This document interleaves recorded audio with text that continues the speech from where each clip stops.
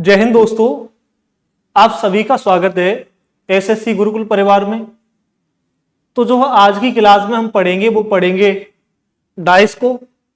तो मैं बात करूं डाइस से किन किन एग्जामों में क्वेश्चन पूछे जा रहे हैं, तो मैं बात करूं एसएससी के जो भी एग्जाम्स हैं, एसएससी जीडी से लेकर एसएससी सीजीएल तक। जैसे मैं बात करूं SSC GD, SSC MTS, SSC CHSL, SSC CPO और एसएससी सीजीएल, जो भी हमारे एग्जाम्स हैं वहां पे हमें डाइस से 100% क्वेश्चन देखने के लिए मिल जाता है। और इसके बावजूद मैं एग्जाम्स की बात करूं तो इसके बावजूद जो भी हमारे रेलवे की एग्जाम्स हैं, ठीक है ना, जो भी हमारे रेलवे एग्जाम्स होते हैं वहां पर भी हमें डाइस से क्वेश्चन देखने के लिए मिल जाता है। और इसके बावजूद मैं बात करूं स्टेट एग्जाम्स की, जो भी हमारे स्टेट एग्जाम्स हैं वहां पर भी हमें डाइस से कहीं ना कहीं क्वेश्चन देखने के लिए मिल जाता है, ठीक है ना। तो आज की क्लास में हम कवर करेंगे डाइस टॉपिक को, ठीक है ना। तो चलिए बिना देरी करते हुए बढ़ते हैं डाइस की ओर। तो जैसा आप स्क्रीन पर देख पा रहे होंगे, पहले हम देखेंगे कि डाइस होता क्या है, इसके बेसिक के बारे में थोड़ा सा इसको पहचानेंगे। जैसे मैं कहूं आपको ये डाइस नजर आ रहा है स्क्रीन पे, ठीक है ना।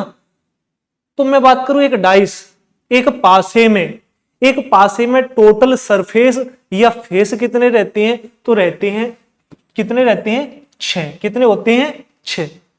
जैसे मैं एग्जांपल के लिए बात करूं, आप बचपन में लूडो वगैरह खेलते होंगे, तब आपने उसमें डाइस को देखा होगा। तो आपने देखा होगा कि एक सरफेस पे किसी सतह पे एक डॉट बना रहे, किसी पे 2, किसी पर 3, किसी पर 4, किसी पर 5 और किसी पर कितने 6। क्या 6 से ज्यादा आपने कभी डाइस पे डॉट बने हुए देखे हैं?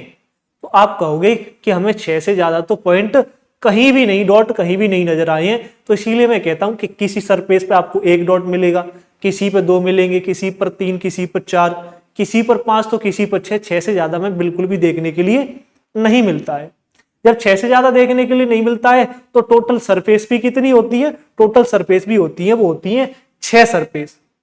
जैसा कि आप यहां पे देख पा रहे होंगे, ठीक है ना, left, right, top, bottom, front और बैक। 6 सरफेस है कि नहीं? Left, right, top, bottom, front और बैक। अब जैसे मैं बात करूं, ये सरफेस है लेफ्ट। कौन सी सरफेस है? लेफ्ट सरफेस है। तो लेफ्ट सरफेस के अपोजिट सरफेस, या फिर मैं कहूं विपरीत सरफेस, विपरीत सतह कौन सी होती है? तो लेफ्ट के अपोजिट हो जाती है राइट। कैसे अपोजिट होती है, चलिए उसके बारे में देख लेते हैं। जैसे आपको नजर आ रहा है, ये वाली क्या है? लेफ्ट सरफेस है, बाई सरफेस है, ठीक है ना। ये बाई सरफेस है, तो इसके अपोजिट कौन सी सरफेस हो जाएगी? इसके अपोजिट हो जाएगी राइट सरफेस। कौन सी सरफेस हो जाएगी? ये लेफ्ट सरफेस, तो इसके अपोजिट कौन सी सरफेस होगी? Right surface. और मैं कहूं ये टॉप सरफेस है, तो टॉप के अपोजिट कौन सी सरफेस होती है? तो बॉटम सरफेस। जैसा आप यहां पे देख पा रहे हैं, ये कौन सी सरफेस है? टॉप सरफेस है, तो इसके अपोजिट कौन सी सरफेस होगी? कौन सी सरफेस हो जाएगी? Bottom surface. ऐसे ही मैं आगे बात करूं, ये क्या है? Front surface. तो फ्रंट के अपोजिट कौन सी सरफेस होती है? तो हो जाती है बैक सरफेस। कौन सी सरफेस हो जाती है? Back surface. कौन सी सरफेस? Back surface. जैसे ये देख रहे हैं, तो बैक के अपोजिट क्या है? तो बैक के अपोजिट क्या हो जाएगा? ठीक है ना, बैक के अपोजिट क्या हो जाएगा? फ्रंट सरफेस, ठीक है ना। और टॉप के अपोजिट क्या हो जाएगा? बॉटम। एकदम इजी है, ठीक है ना। तो ये क्या है? ये एक 3D आकृति है। ध्यान क्या देना है?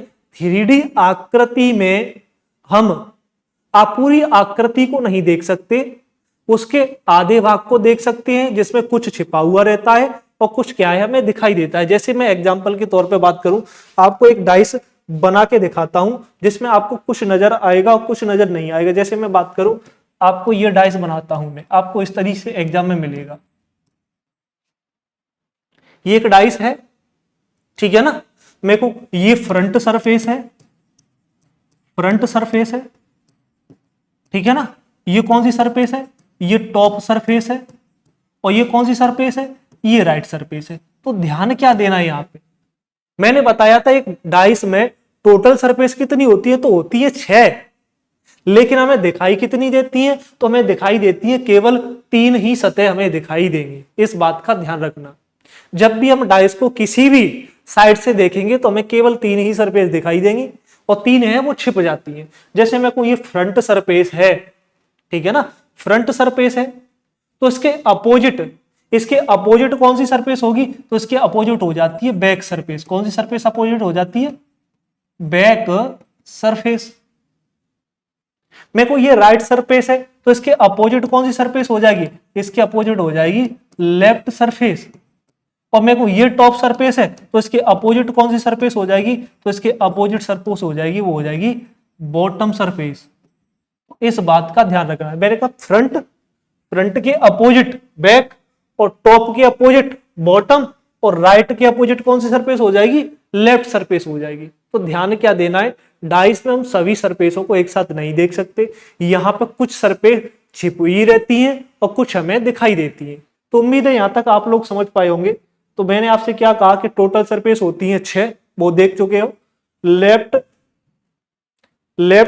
ठीक है ना, लेफ्ट के अपोजिट राइट, टॉप के अपोजिट बॉटम, और फ्रंट के अपोजिट बैक। अब मैं बात करूं कॉर्नर्स की, तो इसमें कॉर्नर कितने होते हैं, एक पासे में या मैं को एक डाइस में कोनों की संख्या कितनी होती है, कॉर्नर्स या फिर किनारों की संख्या उतनी होती है, तो होती है 8। देखते हैं कौन कौन से 8 होती है। जैसा आपको नजर आ रहा होगा, एक कोना, दूसरा, तीसरा, चौथा, पांचवा, छठवां, सातवां और आठवां।